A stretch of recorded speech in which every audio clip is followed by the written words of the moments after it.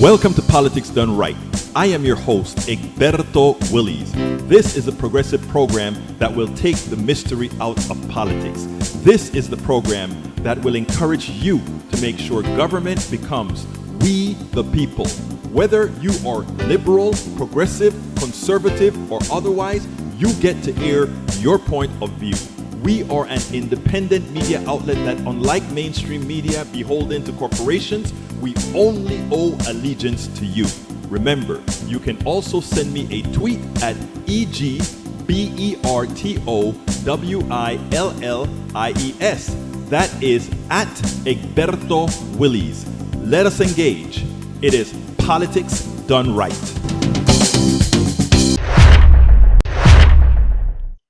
Well, folks, welcome to one more edition of Politics Done Right. I'm Egberto Willies, your host. Thank you so kind for being a part of the show. We are going to have a great show for you today. Welcome aboard, Lee Grant. Welcome aboard, Bridge MCP, Eric Hayes, IVQ, also known as El Senor Rutten, and Paul Fleming Sr. How are you doing? Didn't get that email from you. Bridge MCP. How you doing, my beautiful lady? And of course, there's Yvette Avery Herod. ¿Cómo estás, mi preciosa? Espero que todo está bien ahorita mismo. Trust all is well with you. We are going to have a great show for you today. Today, I'm going to play the interview I did with WBAI in New York, the Pacifica station out there. All right, let's go ahead and start reading what you guys are saying so we can get busy. Michael says, Egberto, listen to the WBAI program days ago when you talked about Jamal Bowman, AIPAC, and that fake progressive group. One of the tactics of the far right, including AIPAC, is to throw money behind AstroTurf groups who claim popular sounding names, including progressive named groups who aren't actually progressive. And then they smear actual progressives. It's a horrible tactic. If the far right tried challenging progressives fairly on the issues that matter, the right would lose nearly every time. And they know this. When they acknowledge that the means justify the ends, they'll pay whatever dirty tactics they can in order to win. I should remind everyone that AIPAC is a foreign national entity throwing dark money into our politics, and somehow that's legal. We've got a big problem that needs to be addressed. I want to say something about, well, actually, I did say it in the interview, so I won't say it again here. Let's go. Breed says, sorry, a tad long. The UN Secretary General invoked Article 99 to push for a Gaza ceasefire. What exactly is it? It's called Article 99, and it has been used for decades. Until this week, with an intensified Israeli offensive and escalating civilian casualties, UN Secretary General Antonio Guterres invoked a rarely exercised power this week to warn the Security Council of an impending humanitarian catastrophe in Gaza. He urged members to demand an immediate humanitarian ceasefire. Guterres invoked Article 99 on the UN Charter, last used over half a century ago. Security. Article 99 is a provision of the United Nations Charter, the UN Constitution, any matter which, in his opinion, may threaten the maintenance of the international peace and security. Guterres invoked Article 99 because he sees the situation in Gaza at risk of complete collapse of the territorial humanitarian system and civil order. It was something he felt needed to be done. The United States, which is Israel's closest allies and has veto power on the Security Council in the Israeli-Gaza war, is not to get in the way of important diplomacy that's taken place. And he said the Security Council resolution at this time would not be useful. This could signal a likely veto, but the U.S. has not said either way. In that case, why invoke it? Because Guterres believed that the humanitarian system and the bombardment operations in Gaza are collapsing. He also warns in his letter that in the current situation, amid constant bombardment by Israeli defense forces and without shelter or essentials to survive, I expect public order to completely break down soon due to the desperate conditions rendering even limited humanitarian assistance impossible. Guterres said the situation could get even worse, put in the possible epidemics and the mass displacement of Palestinians in the neighborhood countries. He said looms disaster. And he's absolutely right. He's absolutely right. All right, let's see. Paul Fleming says a former California chief who brought a hatchet to the Capitol on January 6th and gave prior speeches calling for the execution of perceived political enemies, has been sentenced to 11 years in prison. Good for him. All right. Paul Fleming's also a price of Januvia, diabetes drug, 6,000 in the United States, 900 in Canada, 200 in, I think that is France. Merck 2022 profits, 14.5 billion. CEO compensation, 52 million. See the problem here? Of course, they are doing it for the money. All right, let's see what else we got here. Paul Fleming says corporations are artificially driving up food prices to boost profits at our expense. I read that article as well. But chicken, tuna, and egg companies have all recently been forced to pay up in price fixing. Absolutely. So U.S. blocks UN Security Council demand for humanitarian ceasefire. Biden, Blinken complicit in genocide, according to E2247. Thank you, brother. Let's go ahead and play our first video. This is an interview that I did. I hope you like it. Comment on it. Whatever you do, let's go ahead and get busy because it's a good one. Check it out. Here we go. Egberto Willies does a daily. He gets up at like 5 a.m. and he does a daily show on KPFT, which is the Pacifica station in Houston, Texas, which is could be a scary place to do progressive radio. Yes, it is. And he does it every day. He gets up, or at least every weekday. He's on the air. He's a popular guy. He has to prepare shows every day. He writes, he sings, he dances. No, I don't know if he does that. But and I got one of I'm on Egberto's mailing list twice a day. I get two things, and today he wrote about AIPAC, the American Israeli Political Action Committee. I think that's what it's called. Yeah. And Jamal Bowman, and aiming their arrows at Jamal Bowman, who is, I hope, is going to be on our show several times. He's been on 3 times already. We're going to get him on a bunch more times. They're aiming at Jamal Bowman. They are running a candidate against Jamal Bowman. For folks who have their head in the sand, Jamal Bowman is a former New York City high school principal, like one of the most outstanding educational leaders in the city, who got elected to Congress in 2020, and he beat, a long-standing, just like AOC, he beat a long-standing member of Congress in the Democratic primary, and has now been in Congress for 4 years, joined the squad right away. He's different though, right? He's a little older. He's very soft-spoken in some ways, and he's gotten himself into trouble. But I'm going to let Egberto talk more. And now he's in people's. I had to use gun analogies, but he's in the sights of a bunch of rifles coming from somewhere. So, Egberto, first of all, how is it down in Houston these days? You guys surviving Greg Abbott and the red wave all over Texas? Well, it's interesting because everywhere else is doing fine. The progressives are making much better headway than we have in Texas thus far. And mostly it's because I don't think a lot of the people in Texas have the faith that they need to have, that they can make a difference, that they are not only the plurality, but the majority, just a non-voting group of folk here. So we're working hard to kind of change that around and make sure that people get that belief that, after all, these charlatans that are running Austin, Texas, we can actually beat them. And we've started it slowly, but we've started it. It's a difficult fight, as you know, but because it's also a difficult fight because when you have a Democratic Party that, instead of fighting head on with the Republican Party that's harming people, decide to attempt to make alliances that will never work for them, it presents a problem.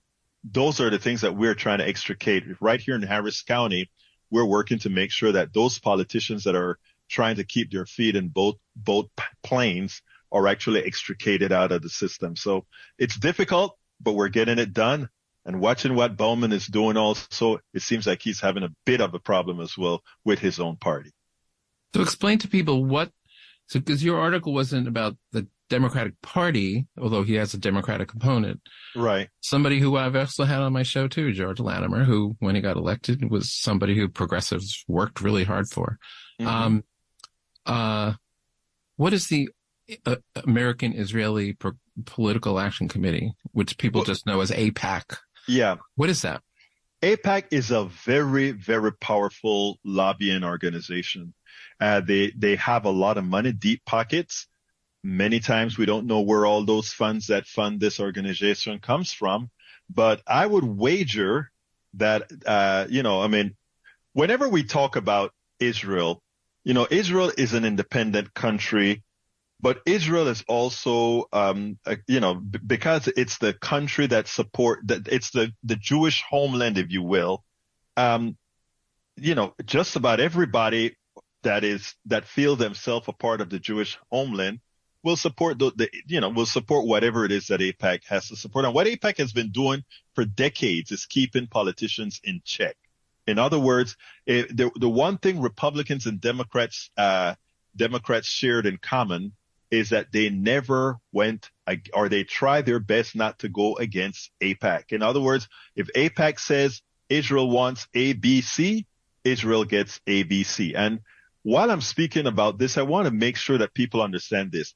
We're not talking about Jewish stuff here. We're talking about the state of Israel. And it's important that people get that distinction, because too often that distinction isn't made. And then at that point, the anti-Semitic trope is used. I don't allow the anti-Semitic trope because I make sure that the things that I say is sanctioned. And also I make sure that as I say them, I corroborate it with my Jewish brothers and sisters, some on the right and some on the left. So, it is important that people understand that. But going back to AIPAC specifically, AIPAC decides what's going to get done with regards to the politicians that get elected and so forth, where they have power. In the article, what I try to make clear is that it is an anti-democratic process, because what happens now is we have this particular lobbying organization, and this goes with any lobbying organization. The thing with AIPAC is that AIPAC is powerful.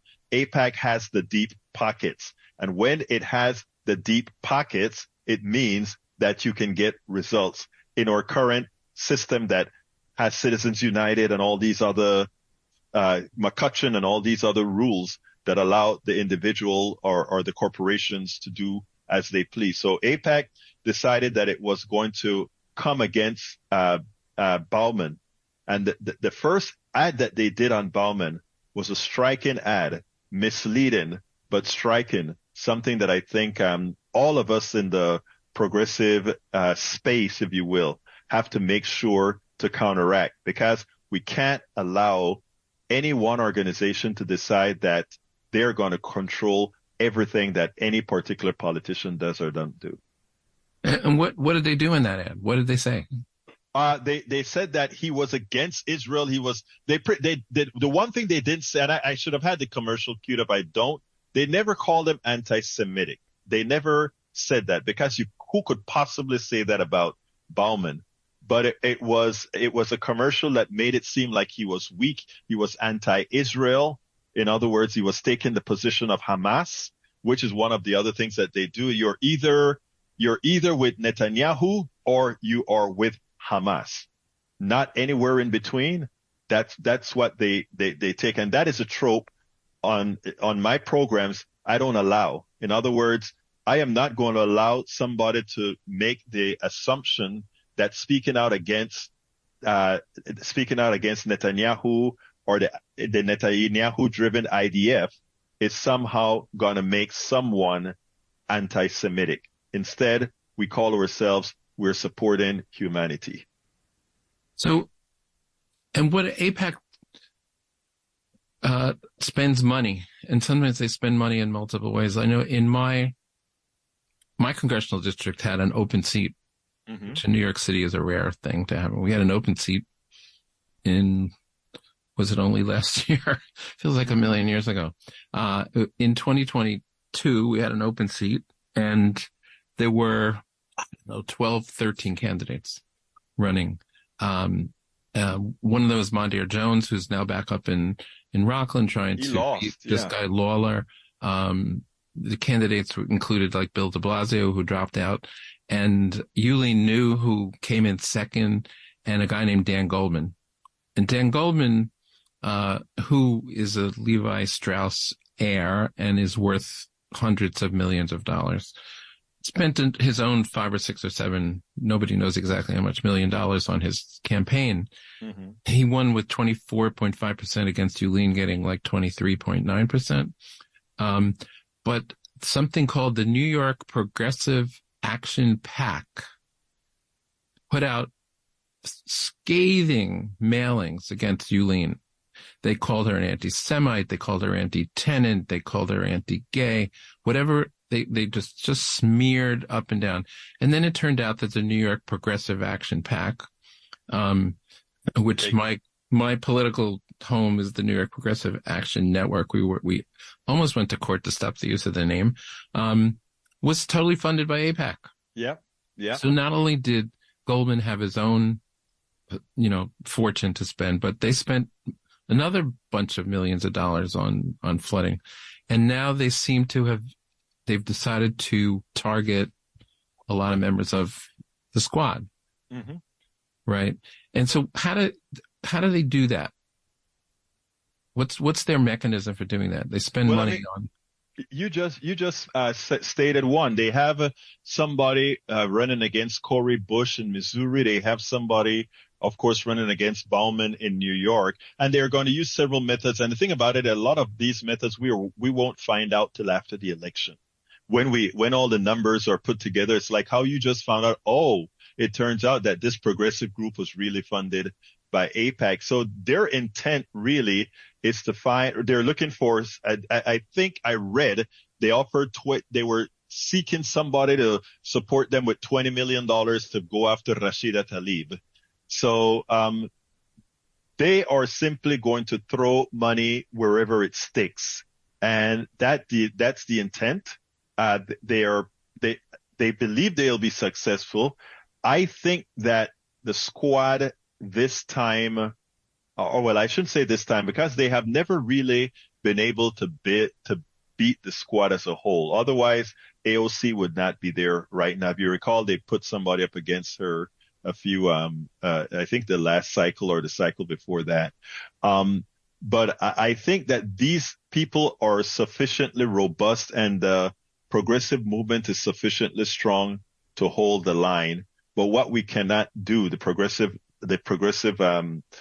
movement, that is to not fight back hard. But let me tell you better. The other thing that I'm telling folks, like, right here in Houston, it's not enough to just fight back.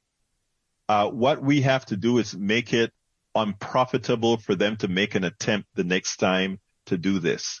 In other words, we want to ensure that they lose that entire $100 million as they put it out there to try to put down progressive politicians that are humane, progressive politicians that are simply looking about saving lives, not being anti-Israel or anything of that sort, just saving lives. 15,000 dead Palestinians doesn't do anything to help any single person of Jewish descent, any single Israeli. In fact, what it will do and what it has started to do is create what you well know is blowback.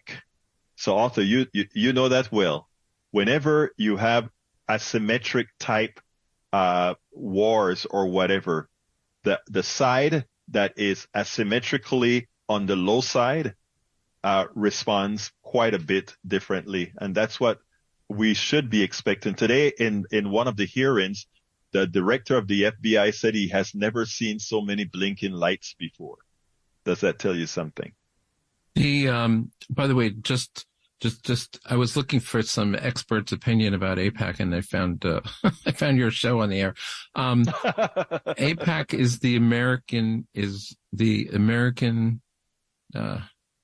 It stands for American Israel Affairs. Public Affairs Committee, not Right. American Political Action Committee. American Israel Public Affairs Committee. Now, you said on your show, maybe today, no, 2 weeks ago, that AIPAC was going to spend $100 million Yes. to try to defeat Jamal Bowman. Not only Jamal Bowen, that may be, I may have, it's Jamal Bowen and the squad. That's their budget to defeat Jamal Bowen and the squad. Okay. So what do people, well, you're allowed to say what you want on my show about a candidate. I'm not, I'm not allowed to say who people should do. But how do you counter something like that? How do you counter $100 million? Well, you know, money doesn't vote. And that's what I tell people all of the time. First of all, on my show, I can't say go vote for Bowman. But on your show, I can say every New Yorker who is in Bowman's district would be crazy not to vote for Bowman.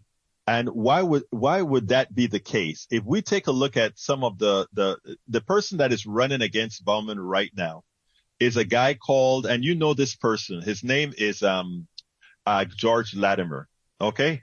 George Latimer is a 70-year-old guy. I'm not complaining about the 70-year-old guy, but when he goes out and he says that that Bowman is out of, he pretty much says Bowman is naive to believe that a ceasefire is what we need. He makes it clear that the reason he's running against Bowman is Bowman's position on Israel.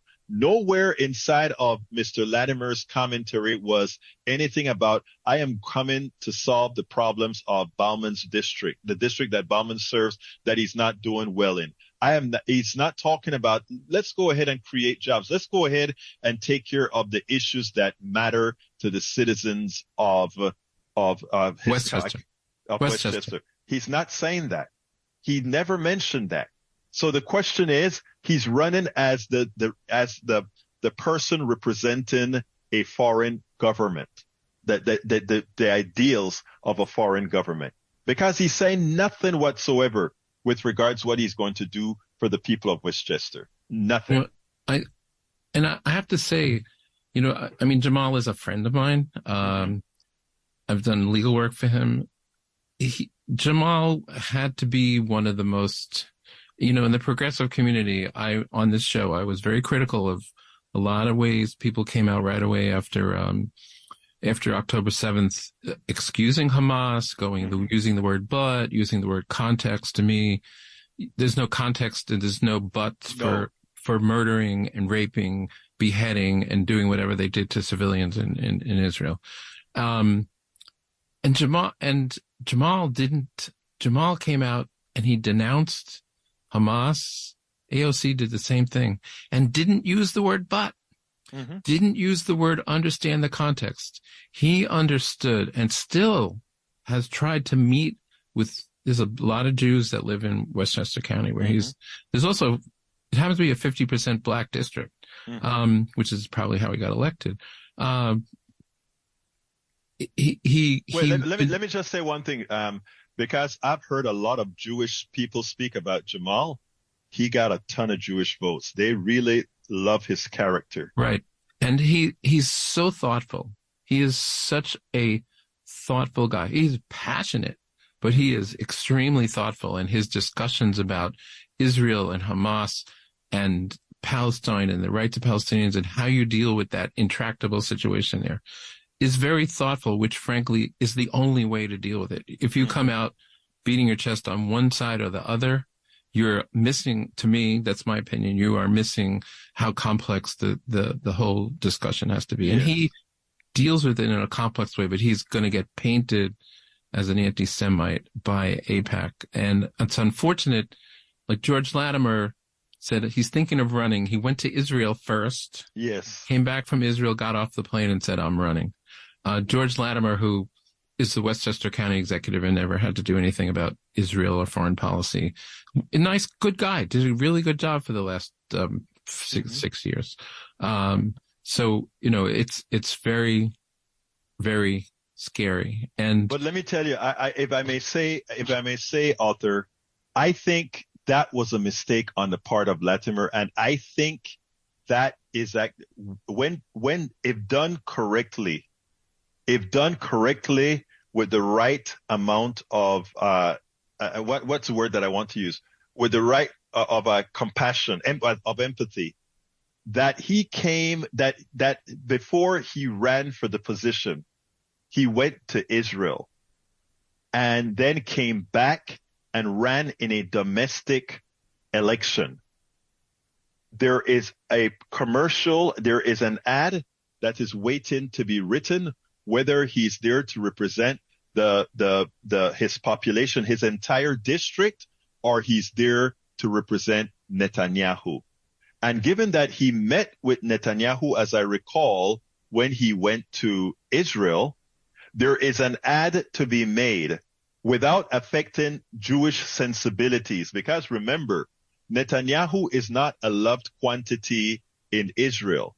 Also, there is a distinct group of Israeli Jews in New York that are a part of the progressive movement who wants to actually solve a two-state solution, want to treat Palestinians like human beings. And these are Jewish New Yorkers we're talking about.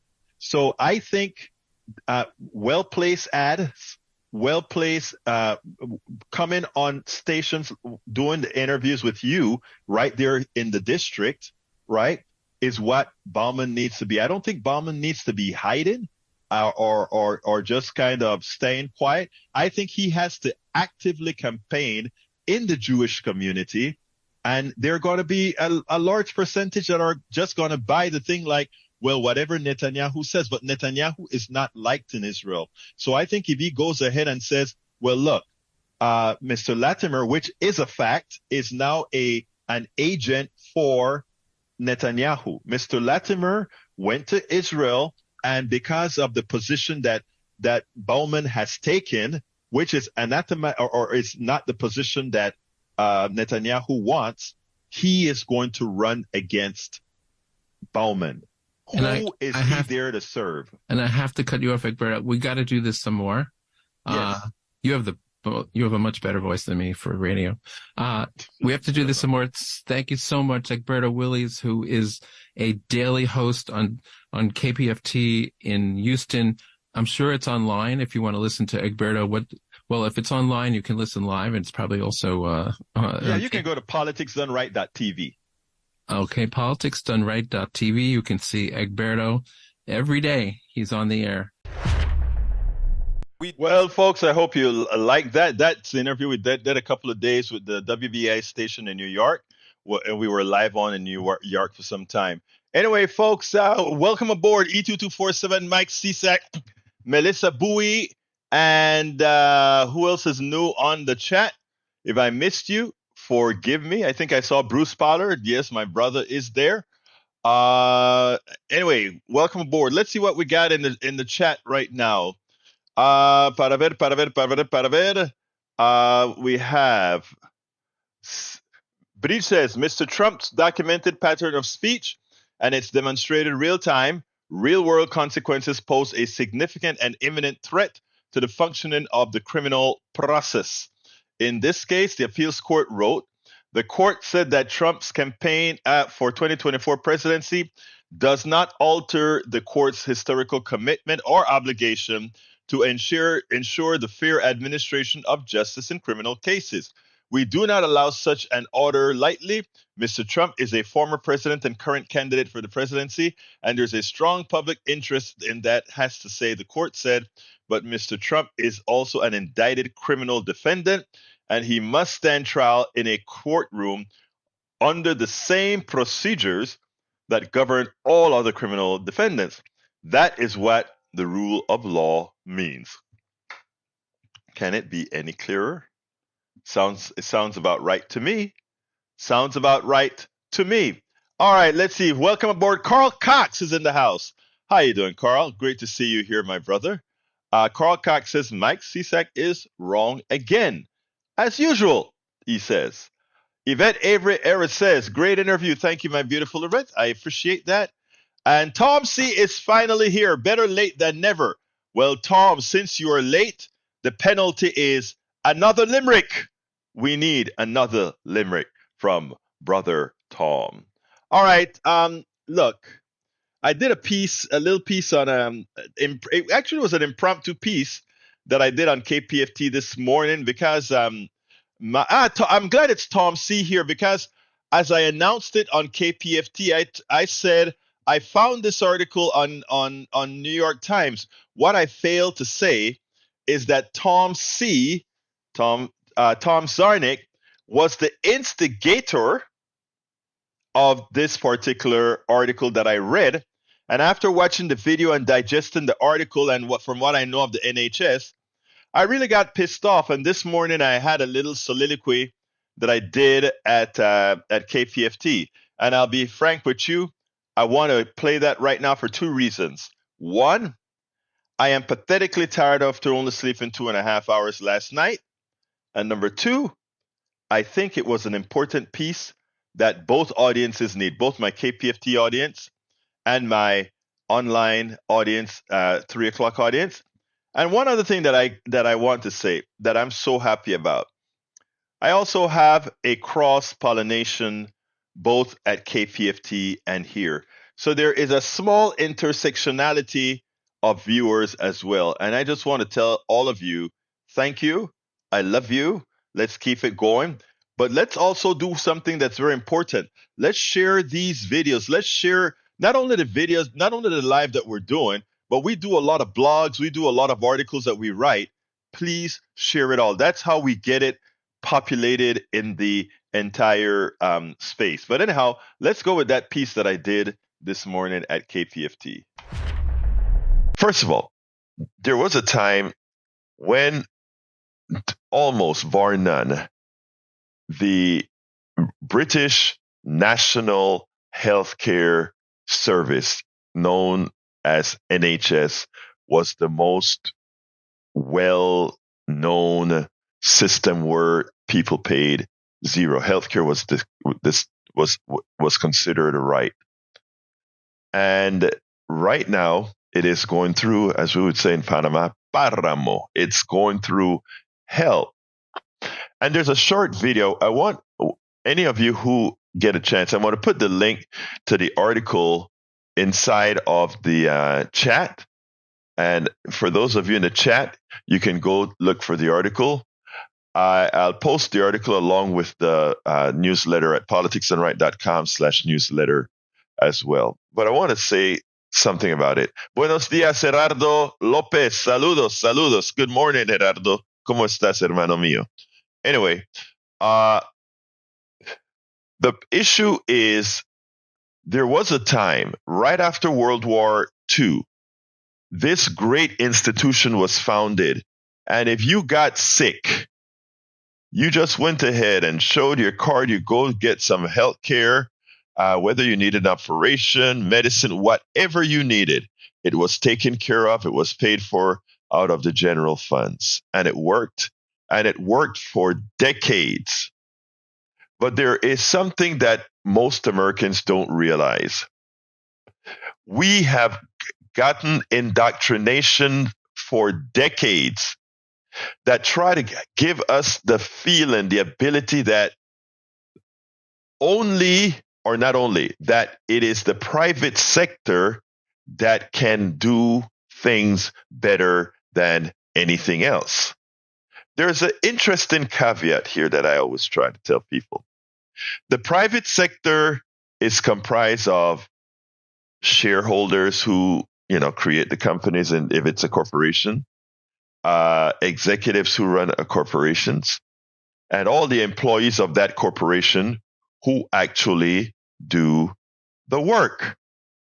A public system is we the people, the government, who hires executives who then hire a bunch of people to do the work. So we have government executives, or meaning managers and employees for the government. We have shareholders. We have executives and the same employees who do the work. The theory that you have been told that is more efficient than anything else since apple pie is that if you have the model that says shareholder, corporation, employee, if that model runs healthcare, that somehow it can be more efficient than the model that says government, executives, meaning managers, shareholders. I want to show the distinct difference here. The one-to-one correspondent is the following. The workers are identical, right? If you're a doctor, whether you work for the government or you work for the private sector, you're a doctor, you have to have the same training. So employees, same thing, right? There's a slight difference. When it comes to employees at that level, you will find that the government employees have more protection than the private sector employees who generally gets less protection. They fight for unions to get better. The executives in the private sector generally get more money. They're paid on bonuses as well. If they're able to create more profits, they get more bonuses. The executives in the government, they make a salary. Then we have the government, of course. All they do is collect taxes so that they can pay the managers and the employees to provide a service. In the case of shareholders, they do absolutely nothing but sit back, put their money in a pool, and wait for the profits to come in. And in the case of healthcare, those profits are equivalent to services not rendered to the people, right? Services not rendered, excess not. That's what it turns out to be. You are made to believe that model with the shareholders skimming monies for themselves can somehow be more efficient than that model that just has the government, the managers, and the employees. And why is that? They say because it's competition. All right? And the truth of the matter is, there's some truth to that. If I have Pizza Shop 1, Pizza Shop 2, Pizza Shop 3, Pizza Shop 4, Pizza Shop 5, and all of us sell pepperoni pizza, we have to do something special so that Pizza Shop, that you will shop instead of at Pizza Shop 4, you shop at Pizza Shop 2, right? So usually what happens is there are coupons, there are price reductions and all that sort of stuff to entice you to go to that pizza place. So that kind of works in the private sector. Just having one government with one pizza shop, a monolithic pizza shop, it's kind of sick, crazy. It's kind of like, you don't get that variety, right? But there are basically not many ways to fix a broken leg, or if your leg is broken, you want that broken leg fixed, and you don't have any time to go shop around or anything of that nature, right? So before I go further into this discussion, I want to say that every economy should be perfectly bifurcated. In other words, those services that belong into areas where people have choices, competition reigns. But there are areas where people don't have choices. And in those areas, that is where collectively we, the people, should reign, where there shouldn't be any profit motive that generates what kind of care you would get. Going back to the story at the New York Times, the NHS is in bad shape right now. And it is in bad shape because, believe it or not, the private sector got involved. It got that way because, like what Republicans do in the United States, they very much attempt to make government as bad as possible. Try to make it not work. so that they can say, well, you see, government doesn't work, so we must transfer this to the private sector. To which I ask you, inherently, what would make the private sector better in healthcare than the government sector? What differences are there? The only difference in the way things work again is the shareholder versus government. A shareholder that does absolutely nothing, and government. So when the NHS began to fail, and I want you to go to the link that I provided in the chat. I'll put it in the newsletter later on. I didn't put it in last night, but I'll add it to the newsletter tonight, and you can find the newsletter at politicsdoneright.com/newsletter. That link has a great dissertation, and it has a video within that New York Times article that explain how the private sector, along with a corrupt government leadership, can destroy something that worked for everybody in order then for those parasites who brought it down to instead collect excesses from the population at large. People, we have to get smart. There are a group of people that are not all that smart. They're no smarter than you and me. What they are is built into their psyche is thievery. And they do it in an antiseptic manner, in a manner that's legal, in a manner that actually increases their reputation. It's a world that is turned upside down. Johnny, I'm coming to you in a minute. It's a world that is turned upside down. We reward that person who can cut cost on the backs of people to make profit. You doubt that?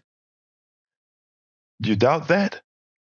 This is the start of the show that was not supposed to be the start of the show, but just because I read that New York Times article, I sort of wanted to put a little nodule in your brain and ask you, first of all, sometimes I'm not sure if I'm absolutely clear in the way I'm making my statements, and I say, hey guys, tell me if you followed the direction of the discourse, if you have a critique, if you have a comment of what I just stated. We spend Absolutely. a lot of time deconstructing the news, trying to parse it into a form that everybody can understand. We try to find those little nitpicks where it flies above the fray, etc. If you really like these videos that we do, I want to ask a big favor. Please go ahead. Number one, subscribe to our channel, and number two, please join if you can. Thank you so kindly for watching. Keep watching. Please remember to share. We must populate the entire internet with our progressive message, a message that we know is what most Americans say that they want. So help us, please join. Absolutely so, folks. I hope everybody got that, because the one thing, the biggest fallacy that we have out there is that because something is in the private sector, that it is inherently better than something in the government. The thing about it is managers, employees, whether government or private sector, are all the same. They're knowledgeable or they're not. They make mistakes or they are not. They screw up or they don't. We have to stop allowing folks to indoctrinate us into doing the wrong thing. Bree says, my family, although in Northern Ireland, is on the UK health system, they're fine. Most people are fine. They never go bankrupt, right? Bree says, made complete sense. We'll ask family who are under UK healthcare. What's up? Let's see. Daniel Ledo says, nitpicks that you about the fray. I have been speaking English for over 50 years. Have no idea what that means. Well, maybe you should understand one deviation in the English language is that, first of all, not because you don't understand it means that it ain't so. Okay? Remember that. And also remember there are various dialects spoken in English in this one country. Thank you. Thank you. Remember that. Let's see what else we got here. Mike Cisak says the problem is that all levels of government currently take too much money out of people's pockets, which make it extremely difficult to do private sector work, while the government wastes money on horribly performing government-run entities, which is it's complete nonsense. What my brother Mike Cisak just said. If paying a bill with private sector insurance eats up between 18 to 30% of the premiums that they collect, that is so much more inefficient. Even if the federal government had a 10% wastefulness rate or 15% wastefulness rate, it would still be more efficient than the pilfer that occurs by insurance companies who simply transfers that money to their shareholders and executives. It is at a 15% wasteful type of spending. Even that would be better in our current healthcare system than the private sector. The private sector in public things, in parks, in transportation, in healthcare, profit becomes an inefficiency. I repeat, profit becomes an inefficiency in things that are there for the public good. Healthcare, energy, and many other areas that do not belong in the private sector, as I attempted to show when I spoke about pizza. We want to have pizza in the private sector, grocery stores in the private sector, all these other things in the private sector, because again, you get choices. But when it comes to healthcare, etc., that's a different animal. Uh, Under the capitalist model, there is never an incentive to get you well. There is never an incentive to have you healed, because a healed patient is a patient that is not coming back. A healed patient is not a moneymaker. A patient that remains sick is what capitalism needs. That is why they have items like all these drugs that treat chronic diseases. Capitalism loves chronic diseases because they will require the medicines that they profit on forever, for your entire life. They're not really interested in cures, because cures have a beginning, a middle, and an end. And the end means I'm making no more money from you. Remember that. Tom C says, what does above the fray means? Above the fray, not directly involved in an angry or difficult struggle or disagreement. His political aides handled the controversy while he remained above the fray. Tom C, the great educator. Thank you very much, Mr. Tom. I wasn't even going to bother, but it's good that you did that, my dear brother. All right, let's see what else we got. What else we got? What else we got? UNC met this morning in public for speechifying, but met in closed session just ended to actually vote. So US, UK didn't have to stand for genocide in public. It's amazing, isn't it?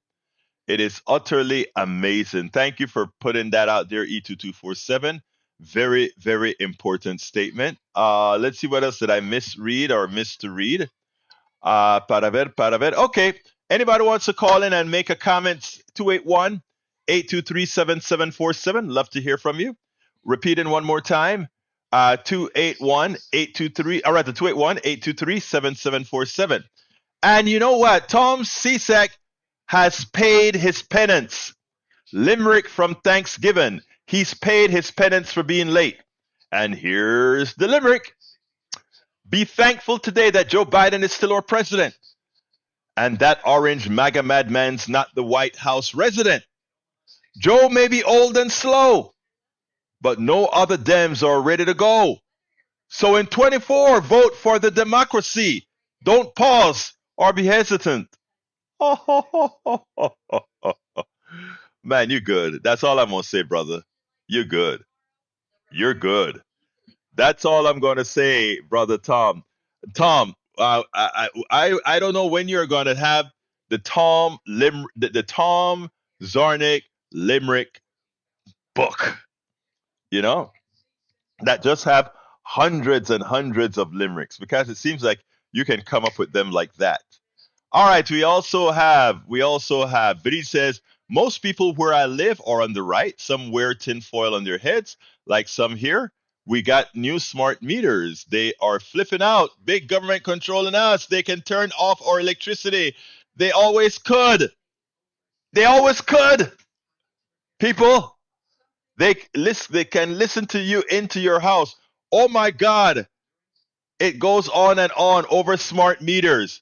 And these are the same people that have Alexa in their house and that has Google in their house. What is it, Google called? Okay, Google. They have Okay Google. They have Alexa in their homes. Hey, here's a secret, guys. If you have Alexa, if you have Okay Google in your home, if you have any device that listens for commands in your home, there is a direct connection between your voice, the company who, in this case, Google or Amazon, who has your voice recorded, and that people who are listening to you. So if you really want privacy or if you really don't want the government in your home, you should also be more scared about having the corporation in your home. But hey, who am I? Who am I? That's why I was trying to, I didn't, there's a piece of the show that I didn't record or that I didn't put in that piece, right? Where I tell people we have got to get smarter. We have got to get smarter. We have got to stop people from doing the things that if you listen to Eric and Ledo, the kind of information that they get that always puts them on edge. They're always on edge that somebody's doing something when most of the things being done to them are things they're allowing others to do to them willfully. Willfully. Willfully. It's amazing. It's amazing. Better have a year's worth of savings. You know, and the interesting thing about it is that's old time, a year's worth of savings. You know, you're assuming that money is going to be money is going to be money, right? Look, I agree. It's good to have savings and have good savings.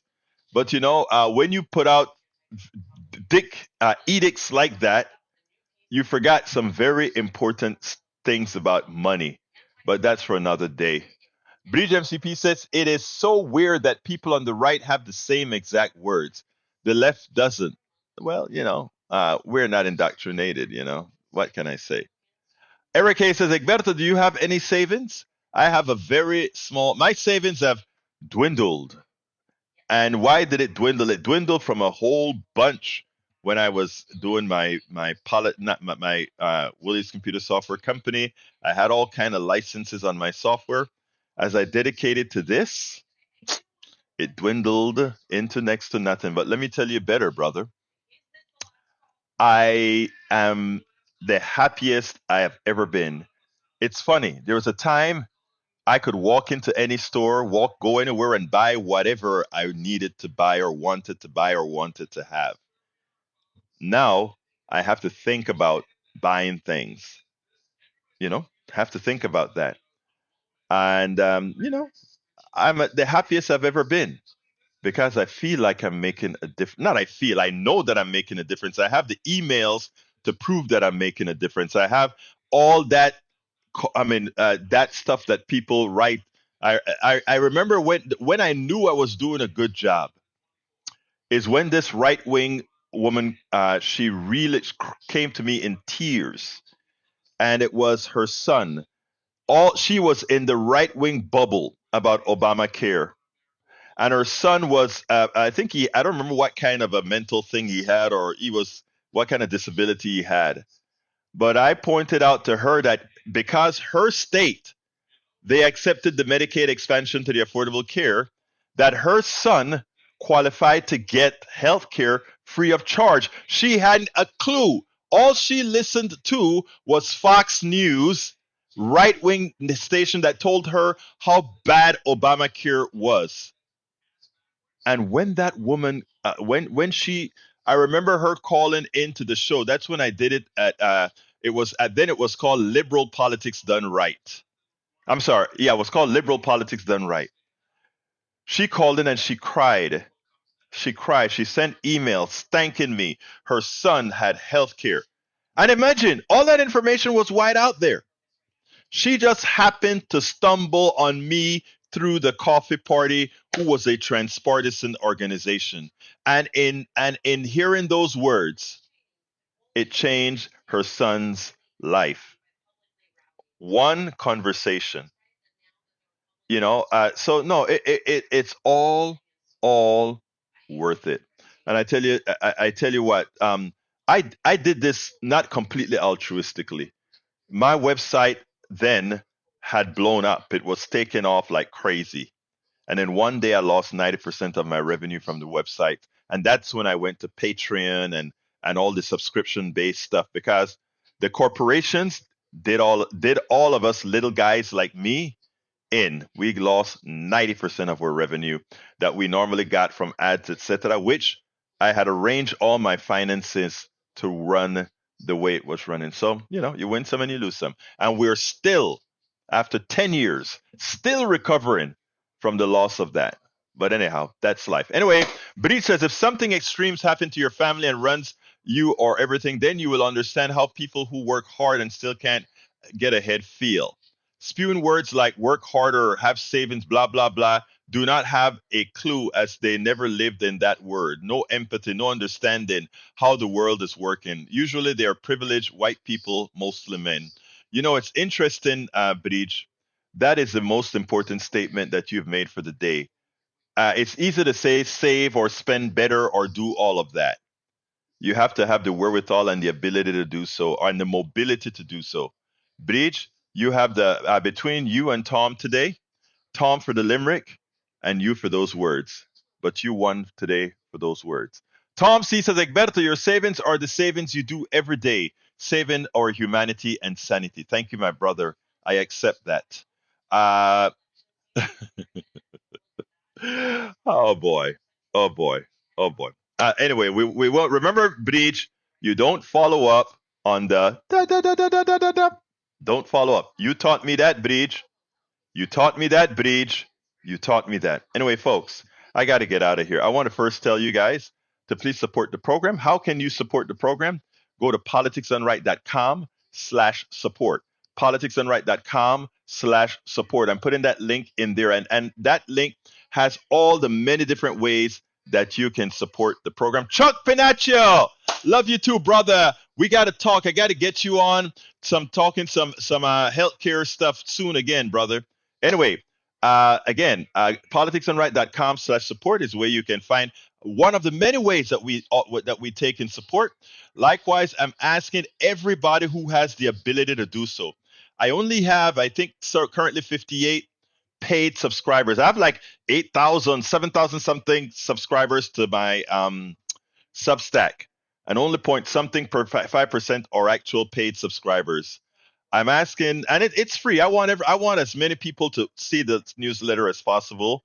And the idea is, how I think, but I'd love for more of you, the ones that can say, I'm going to buy Egberto a coffee, or Politics Done Right a coffee a month, to do that by becoming a paid subscriber of our newsletter. And you can go to politicsdoneright.com/newsletter. But it's not like you're getting nothing for that. For that, you get all of my books that you'll be able to read online at Substack. It will be online that you can read all of my books, and every subsequent book that I write, you'll be able to read it without purchasing the book, because you are a subscriber to my newsletter. So folks, I ask you so kindly, go to politicsdoneright.com/newsletter, become a supporter. It's only a coffee a month. Only a coffee a month. Anyway, my name is Egberto Willies. I want to thank you guys so much for being here. Love you all. My name is Egberto Willies. This is Politics Done Right, and you guys know how I end this baby. I am what? Out.